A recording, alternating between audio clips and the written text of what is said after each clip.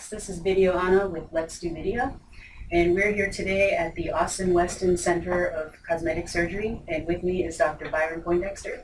He's a board-certified plastic surgeon in the DC, Maryland, and Northern Virginia areas. So thank you for meeting with me today, Byron. Yeah, no, thank you very much for inviting me in. It's great. Great. So as you know, I just kind of want to discuss telemedicine and kind of get your perspective and insight to share with our audience. Fantastic. So could you give us some background as far as what your typical day in the office is like, what you do? Sure. Well, I do surgery every day. So Monday through Friday, some part of the day, we'll be actually in one of our operating rooms doing any variety of cosmetic surgery, whether it's a facelift or liposuction or tummy tuck. But also during the day, I'm seeing new patients, consultations, that people are considering cosmetic surgery, plastic surgery in the future, or have some type of concern. And I'm seeing follow-up patients that have already had surgery. Mixed in with that are people that are not having surgical procedures, but are having other things like Botox or Juvederm, some of the stuff to address some of the early aspects of aging or some other concerns. So that's the typical day. It's surgery as well as pre-surgery, post-surgery. And then some of us just doing the business of medicine, which can be a significant portion of the day as well. Sure. So with that in mind, follow-ups are a big part of your routine with your patients. Yes. So aside from face-to-face meetings, do you have any other methods on how you follow up with your patients? Well, the follow-up, it's how you can get good communication. So sometimes a phone conversation is excellent. It's just fine. You're able to talk about things. Someone has some type of concern, they can describe things to you. So one can be just a phone call. Others, though, do need some type of visual medium. If somebody has a concern, they need something for you to look at, then you either need to see them in person so you can assess it, or it is something available now that we actually do use some type of visual follow-up, whether it's video. More often right now for us, it's some type of still image. Okay. Of their concerns. So it's becoming more routine for us to have that. It's actually most important for us, I think, in after hours situations. So someone who's had surgery and it's 7 o'clock at night and they have an area of concern, and it's like, who am I going to see? It's actually not bad for them to send us a picture, and we'll say, okay, hey, that's not concerning. It looks just like I expected to, or you know what, I do need to see you. You need to come in. You need to go and have an appointment with us. Or people who live further away. We'll have people that are our patients, and they're really happy with the care they're getting, and then they go home, either 5 or 6 hours away or overseas. And then something comes up weeks, months later that they have a question about, and then we have to have some way of interacting with them without them having to come all the way back here to see us, especially if it turns out to not be anything at all. Absolutely. Now, as far as when they follow up with you and they send you, images, video, what is the turnaround time for them to get a response from you or someone? Images and video, they can get a response within minutes. Excellent. Yeah. So, and it's great. Someone in the middle of the weekend says, "Hey, is this normal?" They are contacting a nurse or they're contacting me directly, and they send a picture. I'm able to say, you know what? Looks just fine to me. You don't have to worry. Let's come in on Monday unless something changes, and they get the response right then. So it really cuts that time down once they've made the interaction. And that's what's great about telemedicine is, just that the efficiency behind it for you and for the patient. It saves them time, from having to come here, especially if they're, like you said, overseas or several hours away. They may not have the opportunity to come here and get that immediate response. Right. It helps mostly the mind. So somebody that has you could have worry. I'm going to have to be days, or maybe he doesn't really see what this looks like to me. So it's nice. It kind of helps to get things and get the mind handled right away, so people don't have those concerns going on, for 3 or 4 days until they can actually be seen by the physician. So you've been a medical practitioner in the industry for several years now. What was the turning point that caused you to go from the face-to-face meetings to introducing the concept of, imagery and videos for your patients to do follow-ups? I think it was availability, really. Yeah, that's probably the main thing. For several years, we've been getting images from patients that actually, many years ago, we would have gotten photos You know, somebody that had something, they were far away, they say, hey, is this an appropriate procedure for me? We would have them take just regular 35 millimeter photos in 5 or 6 different views and send them to us. And then we would evaluate it and give them a call back. So that has been around for a while. We could give them an idea, but that's a long turnaround. And somebody who's doing a lot of planning. As cell phones, essentially, and those technologies got better and got us better imagery, that's the turning point for us, where we got to say, you know what, this is something that's useful for the practice and good for the patient when you can get a good image. And you know, sometimes you can't get an adequate image. You can't say, oh, this is the only way I'm ever going to practice. Not at present, because the images don't convey everything. So, and then getting someone, they have to be familiar enough with technology to be able to get you what you need to see. And so it won't work for everybody. The turning point probably is accessibility. How has this improved your practice? I think it's improved it just from patient care and them knowing how much we're willing to do for them. And it's improved it, I think, for the emergency situations quite a bit. You know, whether it's an emergency or not, that's where it's really made a nice change for us. Great. And what kind of feedback are you getting from your patients having this availability? When we utilize it and people have their issues to be able to address and not have to make the trip in, or it makes their trip in worth it, they're very positive about it. I think that when you have some degree of communication with them along with the image, you're having a conversation along with just looking at it, you get the interaction. You get that feeling. They know that they're being taken care of. And not seeing them in person is actually sometimes taking even better care of it. Yeah, not that, you know, I guess the way to look at it is that having someone travel in for something that's nothing and you're able to handle it quickly, that's great. And so then they feel, wow, I just saved myself a 2-hour drive with this and I can now get about my day. So I think that allows them to feel well taken care of. And, you know, from our standpoint, we're always going to offer the person who wants to come in and see us. We're going to say, yeah, absolutely, we will make it available, you know, to you to get to see a physician. Or say, you know what, you're going to have to see somebody in your area because that's something that's concerning enough that you need to see somebody now, and you're going to have to go to a physician in your region. Immediately. Yeah. Yeah, but that's nice. It gives them the feeling of always being a priority regardless of their location, where they're at. Yeah. That's great. Now, earlier we discussed a lot of your patients will use a lot of the imagery for you. Mm-hmm. They'll submit pictures and you'll take a look and give them your opinion on the matter. Now, have you considered the use of, instead of imagery, using video conferencing just in general, just the use of videos? We do.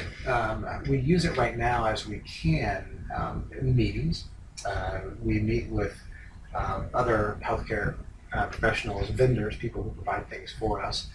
So we do use telecommunications, whether it's Skyping or FaceTime and those types of aspects, to communicate with them.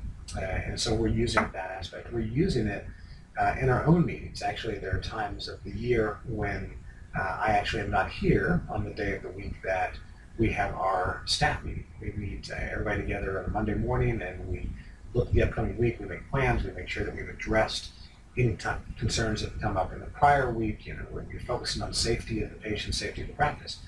And if I can't be here physically, then when I make my presence via the video, it works on a couple different levels. One, it works because I get the information that I need to.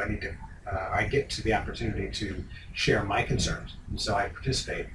And then the other level, it works on kind of the morale level, that even though I'm not here physically as a body, they know that I am present with them in the meeting. You know, I am connected by my dedication to actually take that time to get myself into a position that I can spend that hour and 15 minutes, hour and a half focusing on the practice with them. So it allows us to have that connection as well and show commitment. Great. Now I kind of want to get your opinion on this. This is just, you know, your own personal take on what you feel the challenges are that physicians would face with adopting video conferencing and just the telehealth industry in general.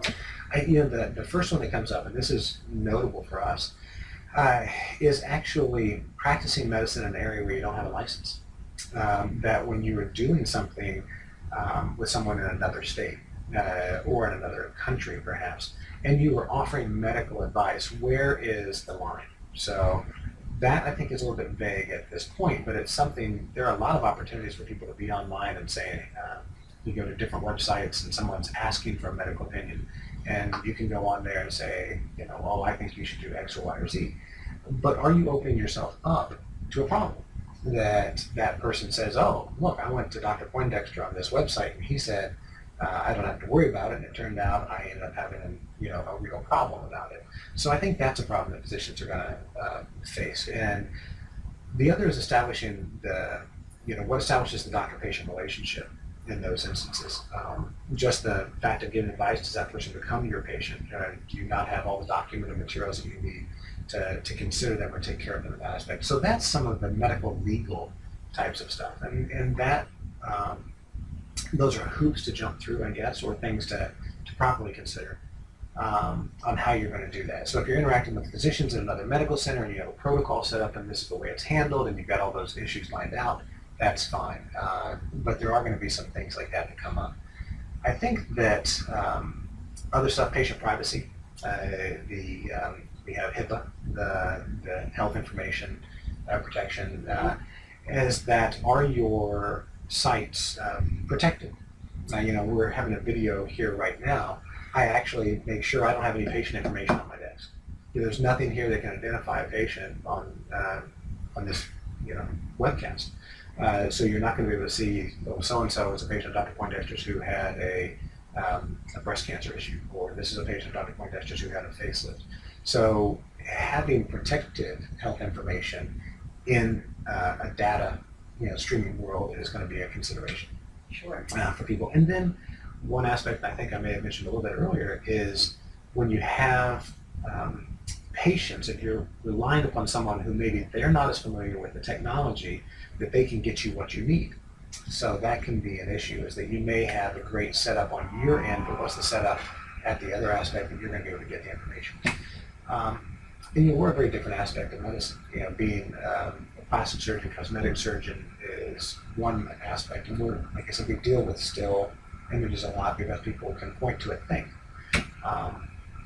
It's going to be great for people, the video aspect's going to be great for people that really need to have the mobility of the area in question to be looked at. Whether it's the way a heart's beating, to look at an echo image, whether it's the functionality of a hand, you can see somebody's range of motion. For us, we do actually have patients that the concern is how something moves. They say, when my eyes look great, but when I squint in a certain way, I don't like X, Y, or Z, or it feels funny. So there are aspects where it's good for us to be able to see the motion, and we would have to see the patient in person otherwise.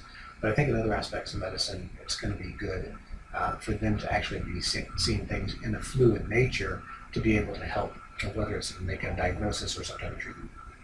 Wonderful. I think those are some very excellent points that you brought up earlier in regards to the security measures that go behind all of this. Mm-hmm. And those types of concerns are definitely something to be considered when utilizing this type of technology.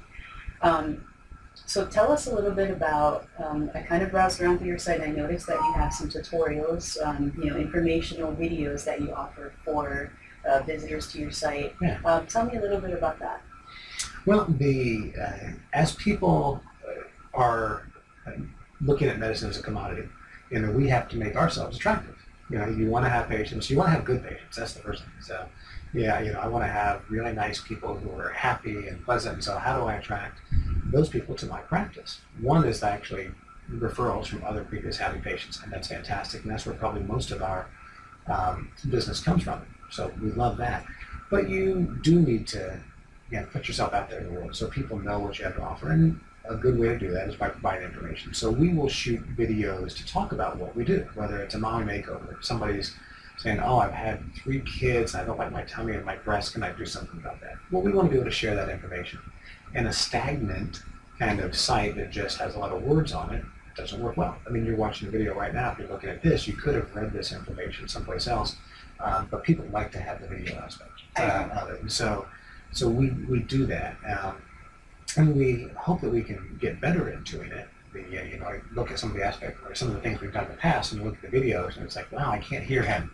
And so it's not, if you don't have proper audio video equipment to do the things, then you end up maybe with something that doesn't maybe promote you as nicely as you think it should. So we'll close this out. I just want to get your opinion on what you think with medical practitioners adopting telehealth, telemedicine into their practice. Where do you see this going in the future? That's one of the things that it's always difficult to see, because I don't think we ever see as big as things are. Who would have thought YouTube, would be as big? Right. Just from the video perspective, it was something that kind of caught my interest a month or two ago, looking at things. And so I think I saw that, like, after Google, YouTube was the largest search engine that people use to look for whatever it is that they're looking for. And whether that's true or not, maybe it's Yahoo, maybe it's a bunch of other things, but I can see, actually I can see that maybe people are searching for stuff there. If they're trying to get information about something. If I want information about a car, maybe I want to see videos of the car. If I want information about a vacuum cleaner, maybe I want to see how that works. So I don't know that we can predict how big it's going to be. I do know it's going to continue to expand as technology gets better. It's going to make it easier and easier. And I think as medicine changes, that there are a lot of restrictions and restrictions on time for what people can do. And so things are going to flush out that hopefully make it more efficient, and video and things like that are probably going to come into play in that aspect. I agree. I feel that video technology in general is kind of creating a footprint right now in several industries, and I think that the medical industry is certainly one of them that we'll be hearing a lot more about as these technologies grow, and practitioners are beginning to adopt a lot of these technologies to enhance their practice and make things more efficient for themselves and for their patients. Yeah, but there is a plastic surgeon even from this area that several years ago thought that we should go away from doing just before and after pictures. Which is kind of a staple in cosmetic surgery. Here's the before breast, here's the after breast. That it should all be video. And so he's actually looked at developing a company and a whole product line essentially for the industry that would be video based, because it does show how someone looks in a video versus how they are still. When you look at yourself just in a plain picture, you say, I didn't know I looked like that. Well, you don't, because nobody is ever the way they look in a still. You're animated, you're moving, you're doing things, and so people are not focused on the individual little aspects, perhaps as much as you would in a still photo.